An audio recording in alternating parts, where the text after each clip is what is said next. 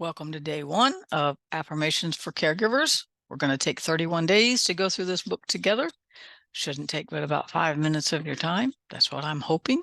But I'm hoping we can kind of go on this journey together as caregivers and learn to stick together and encourage one another, even though we have to use virtual means to do that, right? But welcome to day one. And day one says, I am enough. I am enough. Here's my affirmation. I am enough, not because I can do it all, not because I can do it at all, but because the God whose grace is enough lives in me. Through him, I am enough for today. We can feel so inadequate in so many ways. We can feel like we never get done, but we are enough because God is enough and his grace is enough. Now, I'm going to read the scripture before I do the writing prompt, right? The scripture is 2 Corinthians 12:9, and God's talking to Paul. It's not Paul saying, God's grace is sufficient for me. God's grace is enough to cover me.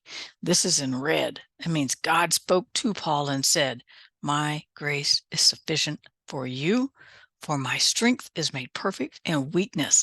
And Paul goes on to say, I'm going to be so glad when I'm weak, because when I'm weak, I actually realize how strong God is. When I feel inadequate, I realize how much of enough God is for me, through me, and in me. The writing prompt says this: write a list of 3 things you need to give him today as you trust him for the grace to carry you through today. 3 things I need to give him today is definitely my finances, because that's one thing that's really bothering me.